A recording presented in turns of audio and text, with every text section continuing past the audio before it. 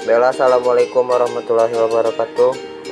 Perkenalkan, nama saya Anggi Hardianto dengan NIM 2011290023 dari kelas 4A Prodi Teknik Bahasa Indonesia.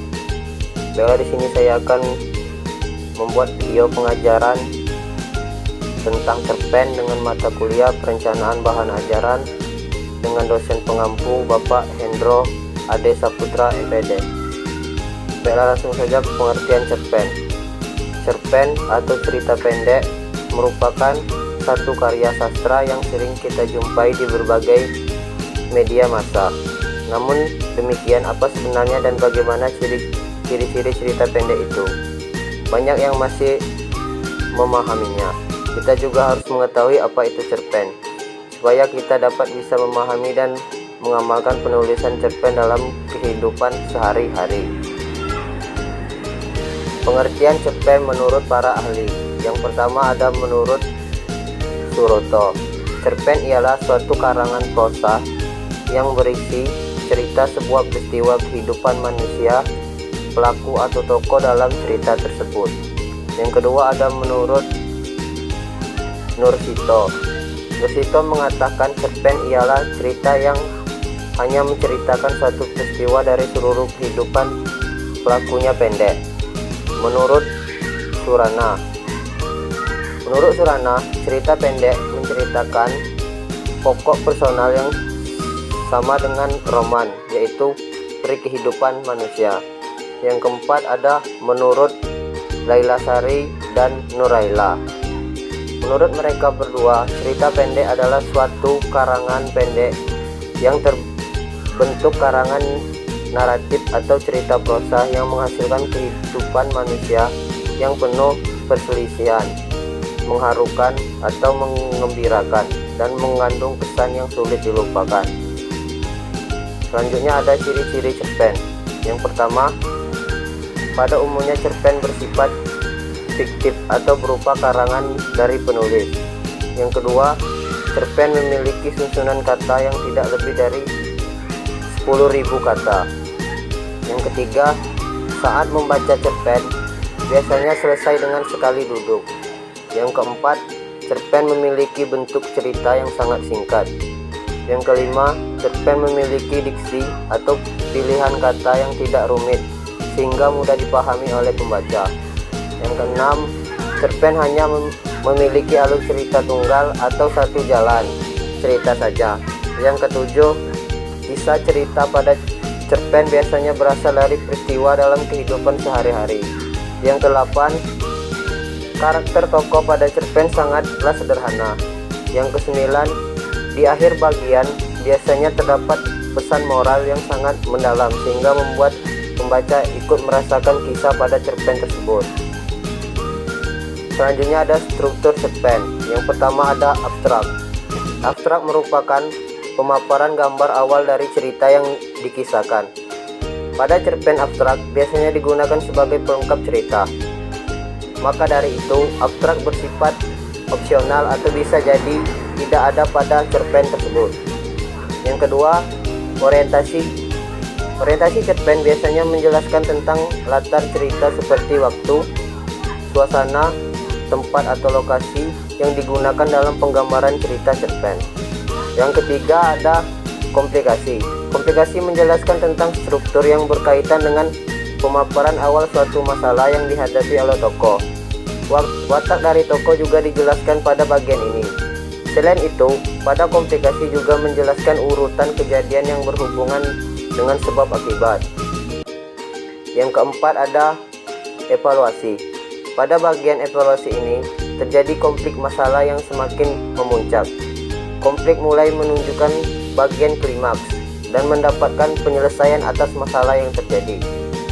Yang kelima, resolusi. Resolusi merupakan bagian akhir permasalahan yang terjadi pada cerpen. Pada bagian ini terdapat penjelasan dari pengarang mengenai solusi permasalahan yang dialami tokoh. Yang keenam, koda. Koda merupakan nilai atau pesan moral yang terdapat pada sebuah cerpen yang disampaikan oleh penulis kepada para pembaca. Pesan moral yang disampaikan sesuai dengan jenis cerpen. Selanjutnya ada fungsi cerpen. Yang pertama ada fungsi rekreatif. Fungsi rekreatif yaitu sebagai sarana penghibur bagi para pembaca. Yang kedua ada fungsi estetis. Fungsi estetis yaitu sebagai nilai estetika atau keindahan yang ada pada cerpen sehingga memberikan kepuasan kepada pembaca. Yang ketiga, fungsi didaktif. Fungsi didaktif yaitu sebagai pemberi jalan atau pendidik yang akan bermanfaat bagi para pembaca. Yang keempat ada fungsi moralitas. Fungsi moralitas yaitu sebagai nilai moral berdasar isi cerita untuk mengetahui baik buruk yang disampaikan penulis kepada para pembaca. Yang kelima ada fungsi religiulitas, yaitu sebagai pemberi pelajaran yang religius yang nantinya bisa dijadikan sebagai contoh baik oleh pembaca. Yang selanjutnya yaitu ada jenis-jenis cerpen. Jenis-jenis cerpen terbagi menjadi 3, yaitu yang pertama ada cerpen pendek. Seperti yang kita ketahui, cerita pendek adalah jenis cerita yang kurang dari 1000 kata panjangnya. Jenis pertama dari cerpen adalah cerpen pendek, dan seperti namanya, cerita pendek yang satu ini cenderung lebih pendek daripada jenis cerita pendek lainnya. Panjang kata dari cerpen pendek yaitu sekitar 500 hingga 700 kata. Yang kedua ada cerpen sedang. Ini cerpen pendek atau cerpen yang kedua yaitu cerita pendek sedang atau cerpen sedang. Cerita pendek sedang biasanya memiliki panjang sekitar 700 hingga 1000 kata panjangnya. Cerpen sedang juga bisa ditemui dengan mudah pada buku-buku pelajaran sekolah karena dianggap efektif dan menarik perhatian. Yang selanjutnya ada cerpen panjang. Jenis cerpen yang terakhir yaitu cerpen panjang.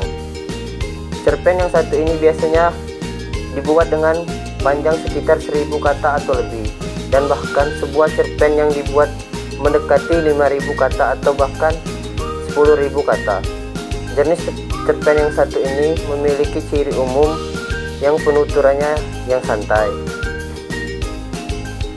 Yang selanjutnya ada unsur-unsur dalam cerpen, yaitu yang pertama ada unsur intrinsik. Unsur intrinsik terbagi ke berbagai macam bagian. Yang pertama ada tema. Tema yaitu sebuah cerpen harus memiliki tema cerita. Hal ini karena tema menjadi unsur utama yang ingin disampaikan penulis pada kisah ceritanya. Yang kedua ada alur atau plot. Alur atau plot merupakan urutan peristiwa atau jalan cerita pada sebuah cerpen. Pada umumnya, alur pada cerpen diawali dengan perkenalan, konflik masalah, lalu penyelesaian. Namun ada beberapa jenis alur cerita, yaitu alur maju, alur mundur, dan alur campuran. Yang ketiga ada setting. Setting merupakan penjelasan mengenai latar atau tempat, waktu, dan suasana yang terjadi dalam cerpen tersebut. Yang keempat ada tokoh. Tokoh merupakan pemeran yang diceritakan dalam sebuah cerpen. Tokoh terdiri dari pemeran utama dan pemeran pendukung. Yang kelima ada watak. Watak merupakan gambaran sifat dari para pemeran. Watak terdiri dari 3 jenis, yaitu protagonis atau baik, antagonis atau jahat, dan netral. Yang keenam ada sudut pandang atau point of view. Sudut pandang merupakan cara pandang pengarang saat menceritakan kisah pada sebuah cerpen. Sudut pandang dibagi menjadi 2 bentuk, yaitu sudut pandang orang pertama yang terdiri dari pelaku utama atau aku merupakan tokoh utama dan pelaku sampingan. Aku menceritakan orang lain. Sedangkan sudut pandang orang ketiga terdiri dari serba tahu. Dia menjadi sebuah tokoh utama dan pengamat atau dia menceritakan orang lain. Yang ketujuh ada amanat.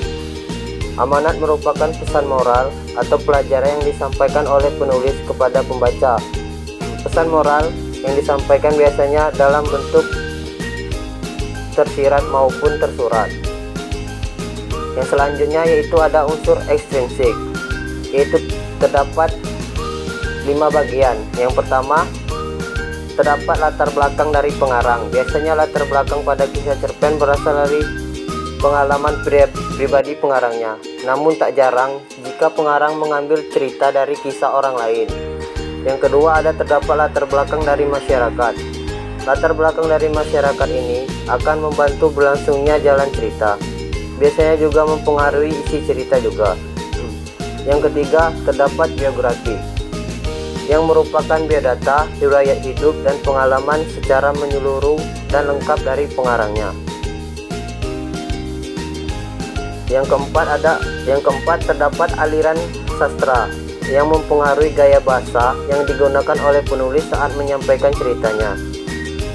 Yang kelima, terdapat kondisi psikologis berupa keadaan senang, sedih, suka dan duka mempengaruhi mood penulis saat membuat sebuah cerita pendek. Yang selanjutnya ada cara membuat cerpen, yaitu yang pertama sisihkan 10 hingga 20 jam. Yang kedua mencari ide. Yang ketiga menulis dengan gaya sendiri. Yang keempat menentukan tema. Yang kelima membuat alur dan plot. Yang ketujuh tentukan penokohan. Yang ke-8 tentukan latar atau setting. Yang ke-9 membuat sudut pandang. Yang ke-10 mulai menulis. Baiklah, yang selanjutnya saya akan menampilkan video pembacaan cerpen. Kota ini menyimpan berjuta kisah tentang aku di masa lalu. Sejauh apapun aku melangkah, pergi melalui air, darat ataupun udara, kota ini masih tetap melekat dan mengikuti. Menusuk melalui saluran pernafasan menuju ke arah otak, sehingga tak sedetik pun aku terlupa tentang dia. Tak hanya bercerita tentang masa lalu, masa di mana masalah terbesarku hanyalah tugas rumah matematika.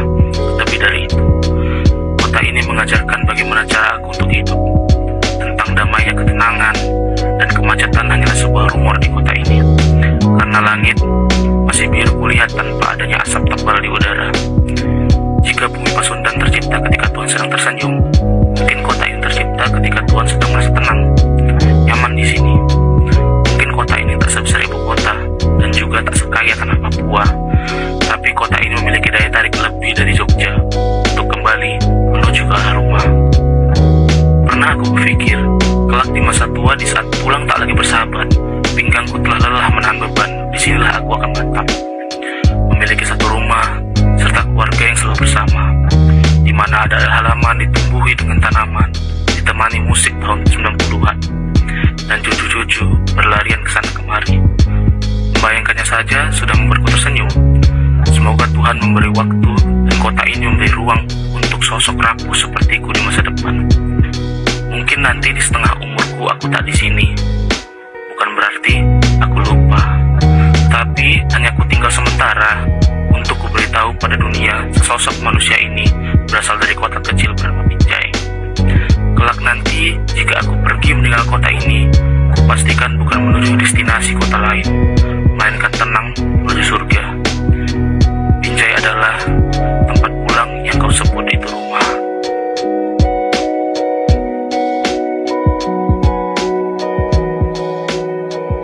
Baiklah, sekian saja materi yang dapat saya sampaikan. Saya akhiri, wabillahi taufik wal hidayah. Wassalamualaikum warahmatullahi wabarakatuh.